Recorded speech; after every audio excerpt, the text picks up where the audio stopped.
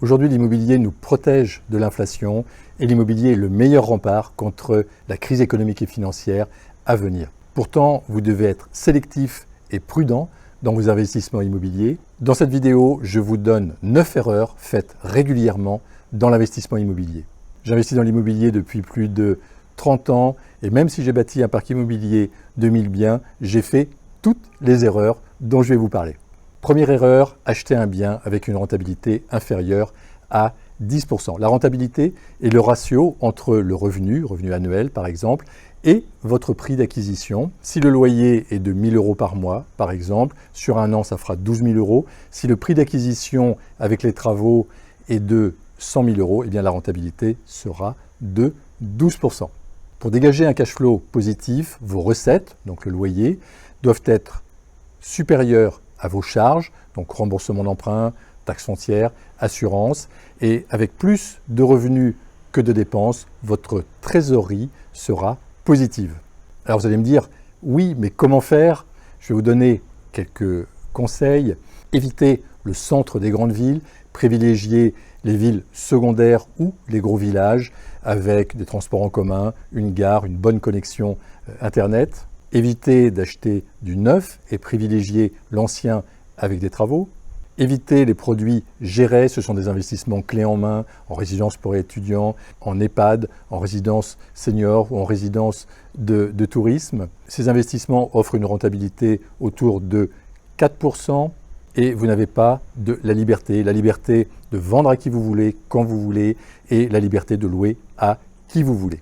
Vous pouvez optimiser la rentabilité de votre bien en le divisant. Vous pouvez acheter une maison par exemple et la diviser en 3 logements. La rentabilité sera supérieure. Dans un appartement avec 2 chambres, vous pouvez utiliser le salon pour faire une chambre supplémentaire et vous allez créer une belle colocation avec une forte rentabilité.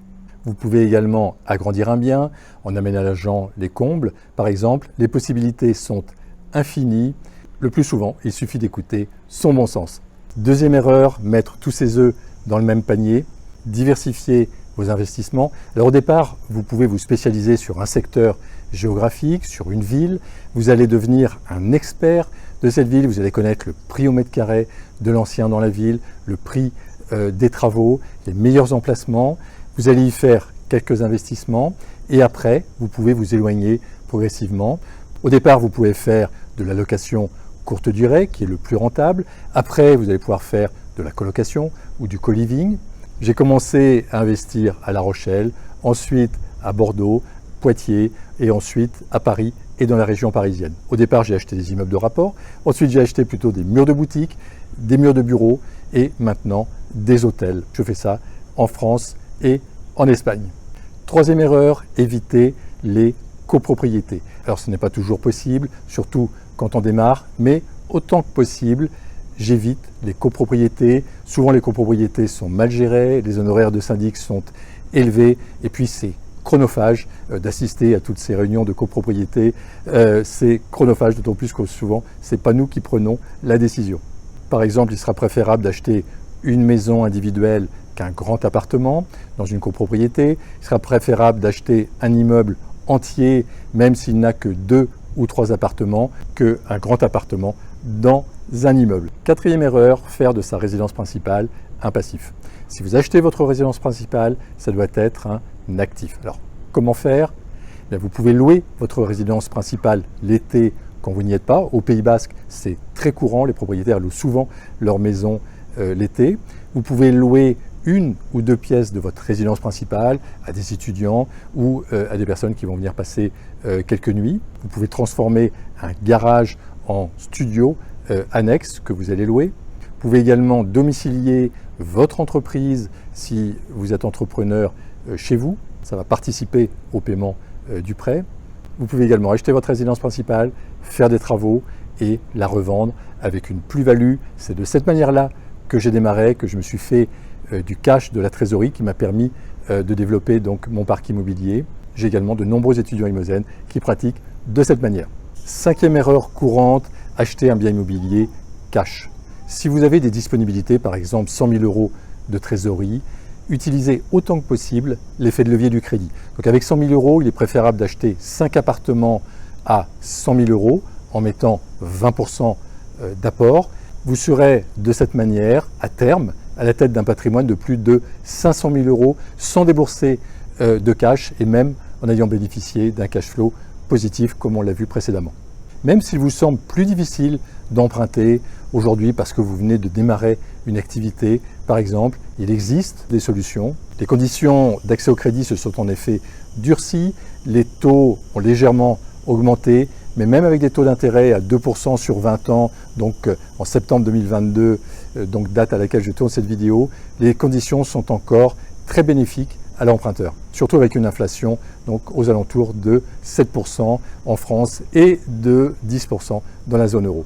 C'est en utilisant à plein l'effet de levier du crédit que j'ai pu acheter jusqu'à 1000 biens, tout en commençant à zéro et sans argent. Encore aujourd'hui, même si nous pouvons acheter sans emprunt, je préfère financer mes investissements long terme à crédit et conserver une réserve de cash. 6e erreur courante, ne pas conserver une réserve de cash, une réserve de trésorerie. Utiliser toute sa trésorerie en la plaçant dans l'immobilier peut être dangereux. J'ai une règle, conserver une réserve de trésorerie qui peut représenter 3 à 6 mois de paiement de charges liées à vos investissements. Ça permet de faire face à un imprévu, à un retard de loyer ou à des petits travaux. 7e erreur courante, faire ses travaux soi-même. Alors de mon côté, je ne me pose pas la question, je suis incapable de planter un clou et en plus, je n'aime pas ça. Excepté si vous aimez vraiment faire des travaux, il est préférable de sous-traiter à des professionnels et vous pourrez concentrer votre énergie en tant qu'investisseur sur ce que vous aimez faire le plus. Alors pour certains, ça sera la recherche de biens, pour d'autres, ça sera la gestion, pour d'autres, ça sera la location. 8e erreur, se mettre la pression. Certains se mettent des objectifs très élevés, par exemple, je dois absolument acheter un bien dans les 3 mois. Non, préparez-vous, prospectez et quand tout sera favorable, eh bien faites une proposition, mais sans forcer les choses. À chaque fois que j'ai forcé les choses, j'ai fait une très mauvaise affaire. Une des plus mauvaises affaires que j'ai réalisées est un immeuble au Futuroscope. Je voulais absolument cet immeuble qui était en bordure d'autoroute. C'était un immeuble du bureau qui flattait donc mon ego à l'époque. Mon ego à l'époque était bien dimensionné et j'ai pas vu les signes qui s'accumulaient, une négociation difficile, un financement difficile, des travaux difficiles. Eh bien, le résultat a été très mauvais. Donc, on a eu un cash flow négatif pendant de nombreuses années. On a revendu 10 ans plus tard sans faire une grosse plus-value. Donc, ne forcez pas. Et à chaque fois, de mon côté, que j'ai forcé les choses, eh bien, j'ai fait de mauvaises affaires. 9e erreur courante, attendre l'affaire du siècle pour se lancer. Une carrière d'investisseur immobilier se fait sur la durée. J'investis dans l'immobilier depuis plus de 30 ans. J'investis chaque année. Et sur les 1000 biens que j'ai acquis, j'ai peut-être réalisé 10 affaires exceptionnelles.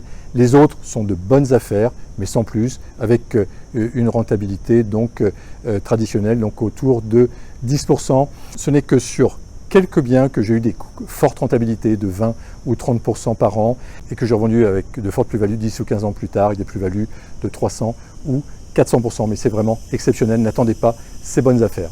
Le plus important est de se lancer et ensuite d'investir régulièrement. Chaque année, vous pouvez investir 50 000 €, 100 000 € dans l'immobilier. Allez-y progressivement, vous allez apprendre beaucoup de chacun de vos investissements et bien évidemment, plus vous allez avancer, moins vous ferez d'erreurs. Je vous encourage vraiment à investir dans l'immobilier en évitant bien sûr les erreurs dont je vous ai parlé. C'est pour moi le seul véhicule qui peut vous amener la liberté financière dans les années qui viennent. Si vous voulez aller plus loin, j'ai tourné une autre vidéo à votre attention. Quel danger menace l'immobilier? En attendant, je vous souhaite le meilleur. N'hésitez pas à partager cette vidéo, elle peut aider certaines personnes. À très bientôt.